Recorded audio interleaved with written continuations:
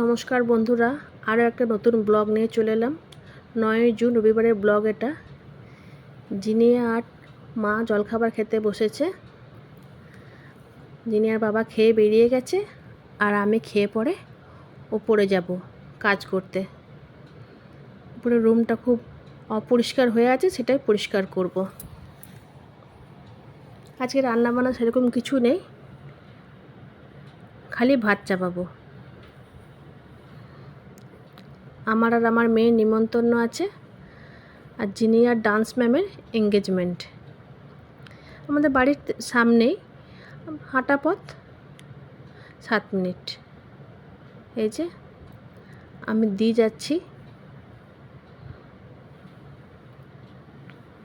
যে উপরে চলে এসেছি। রুমটা খুব নোংরা হয়ে আছে, পরিষ্কার করে নিই।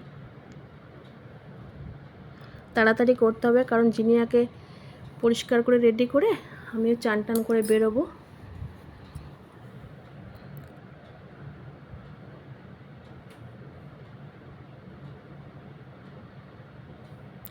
পরিষ্কার করে নিয়েছি।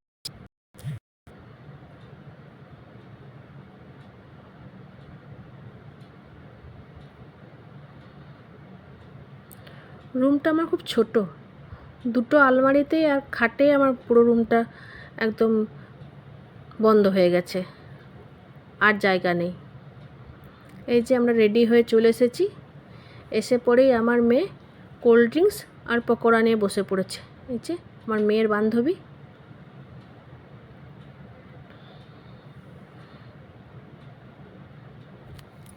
আর এরা হলো আমার বান্ধবী।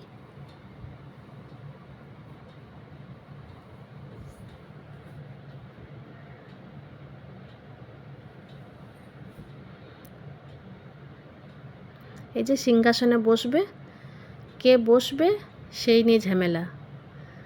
সবাই বলছে আমি মাঝে বসবো।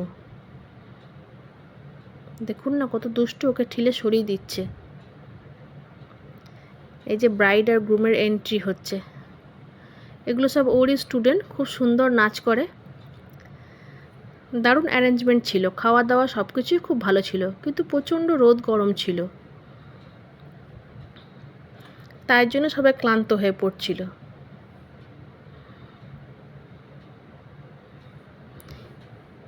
ইচ্ছা ছিল এখানে গানটা দেবার, খুব খুব ভালো লাগছিল দেখতে, কিন্তু কপিরাইট চলে আসবে বলে গানটা দিতে পারিনি।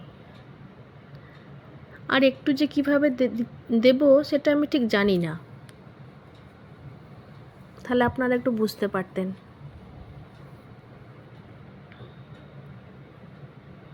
ক্যামেরাম্যানদের রোদ লাগছে, টাওয়াল নিয়ে টানাটানি করছে।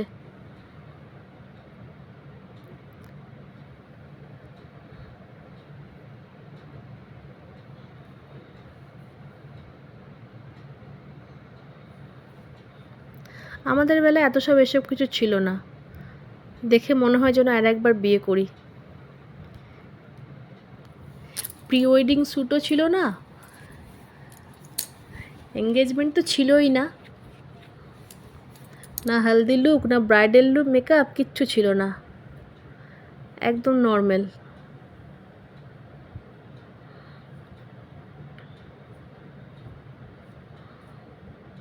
কি সুন্দর লাগছে দেখুন ও ডান্স ম্যামকে। নিজেও খুব সুন্দর মেকআপ করে, একজন মেকআপ আর্টিস্ট। আমি ওর কাছে 2-3 বার সেজেছি, দারুণ লাগছিল দেখতে ওকে। নিজেই নিজের মেকআপটা করেছে মনে হয়।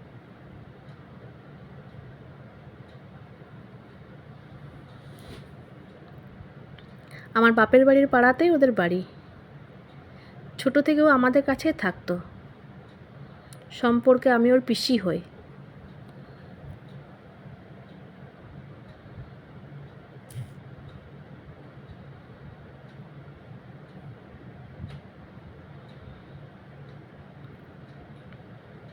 এটাও একটা স্টুডেন্ট, ম্যামকে ডান্স একটা ডেডিকেট করছে।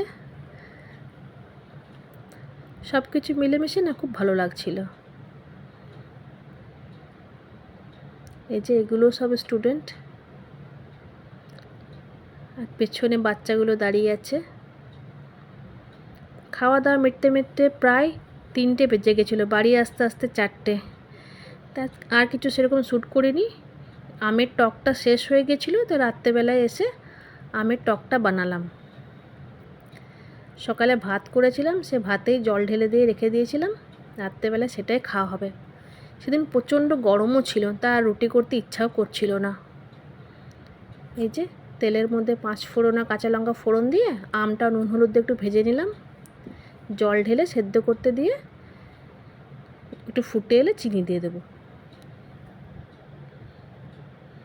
জিনিয়ার বাবা আমের টক ছাড়া ভাত খেতে পারে না, মানে যে কোনো সিজনে টমেটো চাটনি হোক, আমড়ার টক হোক।